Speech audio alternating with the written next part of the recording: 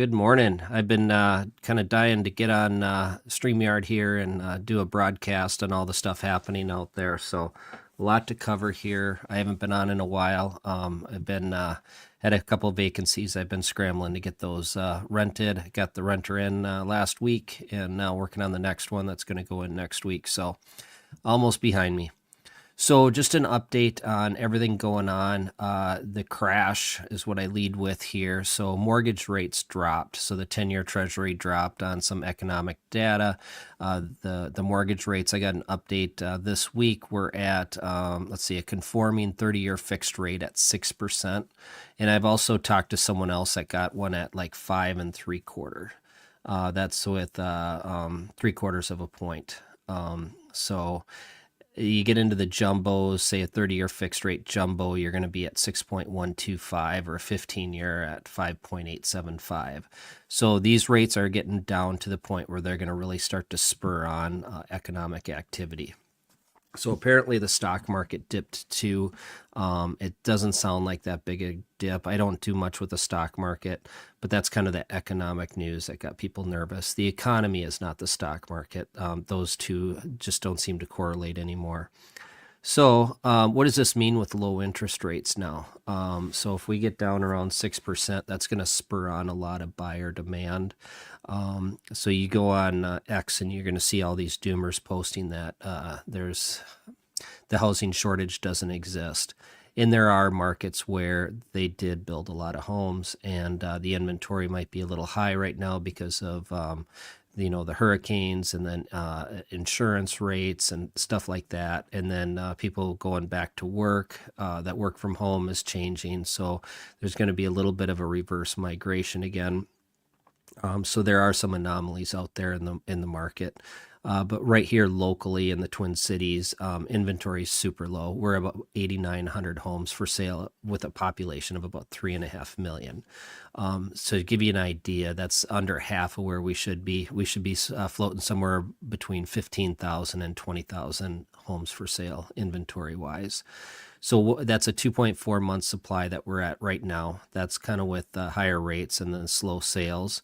So if you spur on that sales activity, you're going to drop it down to another like month supply. We're going to be back to bidding wars. We're already seeing bidding wars now. Not on everything. Some things are slow, but we're coming into the spring selling season here. So it takes 4 to 6 months to build a new house, and we're at a 2.4 month supply. It used to take 3 months to build the smaller homes pre-labor shortage, but now it's like 4 to 6 months because the homes are bigger, and then we've got supply issues with labor and everything. So that's going to wreak havoc in the market. I don't think it's going to happen till later this spring. We had some really cold weather this spring, so that slowed things down a little bit. Now, if you read the news, everything on X, we're headed into like recession, crisis, tariffs, and I don't have a lot of concern for the tariffs right now. And I base everything off of not what we've been taught about tariffs, right? Not that free trade is the end all be all, and that tariffs create trade wars, and there is some truth to that. But a lot of that outsourcing has gutted this country's manufacturing production and farmed it all overseas. So if we matched other countries' tariffs, we reciprocate that. I do believe the theory that manufacturing will reshore, or it'll balance out the tariffs, balance out some of the trade. I do think that will happen. Will there be a little bit of spike in some costs for the consumer? Yes, but the reality is we get a lot of junk. The appliances I'm buying today, so a lot of that's manufactured overseas. I'm not getting 2 or 3 years out of those. When we used to get 20 years out of an appliance or 10 years out of an appliance, I'm lucky to get 2 or 3 now. So just because it's cheaper doesn't mean it's better. And I think if we can kind of go back to a little more of the quality products that are available, if you control manufacturing, I think that could be a good thing. A lot has to happen between now and then, but that's the direction I see it going. And I base everything as far as like the Doge cuts to Milei in Argentina. So he took office in like 2023, and he started cutting government and reduced the spending. He cut hyperinflation from 276% to just 2.4% a year later. That's massive. Just think what we do here. We had high inflation. We raised rates to slow things down, but he didn't do it by raising rates. He did it by cutting government spending. So the government spending is creating the inflation. So I just kind of look at this administration as attacking this from the government spending standpoint. And then Argentina achieved fiscal surplus by around 30% and balancing the budget within a year. And the GDP began to grow after the fourth quarter. Investor interest returned and consumer confidence increased. So when they first did it, they had an initial surge of poverty, because they cut all the government support programs. So that spiked from like 42% to 53%, that poverty rate. And then it fell sharply to 38% shortly after that. So we're going to see some short-term pain as we shift this government-based spending. All the jobs the last 4 years were created in the government and health sector. So that's going to be kind of reversing that and be put back into the private sector, but there's going to be a short-term pain there. And the stock market is going to have to readjust for that. Investment allocation is going to have to readjust to that. So I think it's going to take about a year. So I'm kind of thinking we're going to see the beginning effects in the fourth quarter of this year. I think things might start sooner because we weren't as in bad a shape as Argentina. So I'm thinking fourth quarter. I think home sales are going to start to spike here. There's a little bit of concern, with everyone's a little bit tight on the money, but as these interest rates come down, that's going to free up capital. It may hopefully free up some home inventory, so unlock the housing market, and then that'll increase, spending and consumer confidence. And then I think we're going to see manufacturing start to reshore next year. And, it doesn't happen right away. But some of the smaller stuff can happen pretty quickly. Where do you go for manufacturing, right? The manufacturing's been gutted years ago, so I don't think it's going to go back to Detroit. I don't think it's going to go back to the Rust Belt. I don't think you're going to see Milwaukee all of a sudden gear up and start, manufacturing again. Those cities have poor infrastructure. They have real problems that have to be dealt with. So if you're coming in and you got to build manufacturing, what you need most is cheap energy. So if you're going to look to start investing and look for different markets, I would focus in on what areas are building cheap energy.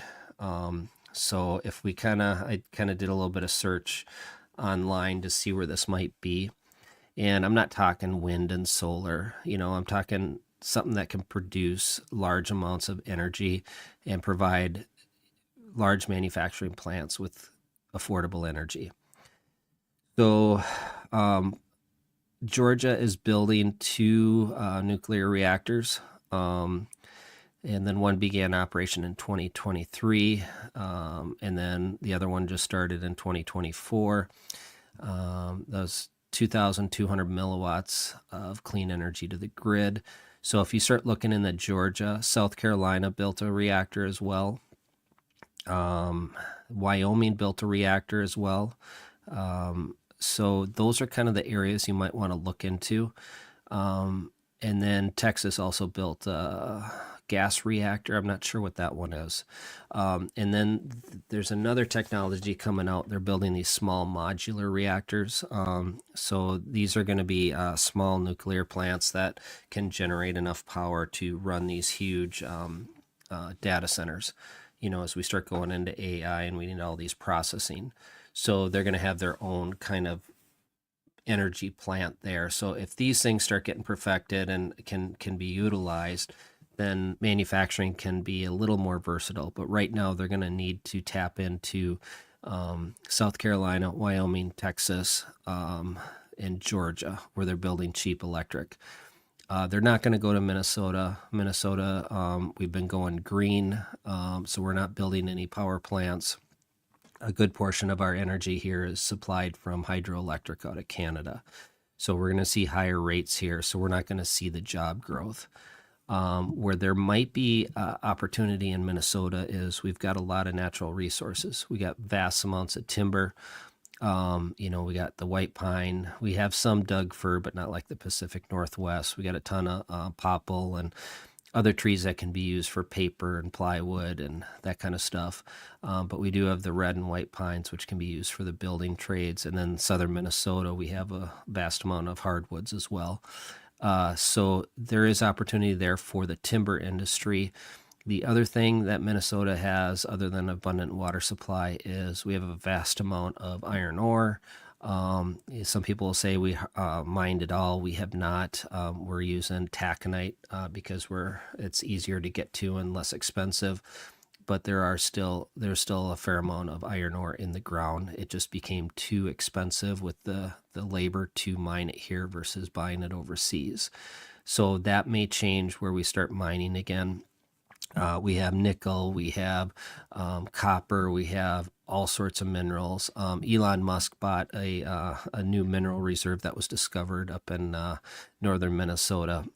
So he's got the rights to those minerals, and that will power some of the electric powered cars and some of the precious metals that he needs for that. So we have mining, we have timber, we have water resources, and we have really good agriculture. I mean, we have some of the most fertile land in the world, along with North Dakota and Iowa. So there's a lot of natural resources in Minnesota. The problem here is we can't work any of it. We're burdened in red tape and bureaucracy where we can't mine, we can't log, and farming has, a stranglehold around its neck too. So if those ever changed in our government here, we would be a very rich state if we could utilize our own resources, but we haven't not been able to in many years. So if you are looking for other markets, I would probably look in that southeast region, Georgia, South Carolina, and then maybe go to Texas as well. So there are opportunities out there as this economy is changing. We're shifting everything we've known for many years. Everything was by businesses. You rip apart the business and then you sell off the assets and then you offshore everything you can for cheaper production. There will be still some of that. Labor production is going to be cheaper. Some of these countries are going to come to the table, like Vietnam is talking no tariffs. India is a huge opportunity as well. So a low exchange rate, huge population looking to get into the market. So that stuff may be reshored, but I think a lot of this are still farmed out. I think a lot of this manufacturing will come back though. So time will tell, but there's a lot of fear and a lot of negativity out there. Where there's fear and negativity, that's where your opportunity is. So if you're investing in real estate, I think now is the time to buy before it becomes popular again. Once the masses jump into this, those deals are going to be gone. So start looking for those deals. If you have questions, reach out to me. And I'm getting through the winter wave here of vacancies and getting those filled up here. So I'll be back to a normal routine here shortly. So that's all I have now. So I'm going to sign off and wish you a good weekend. And we'll talk to you early next week. Have a good one.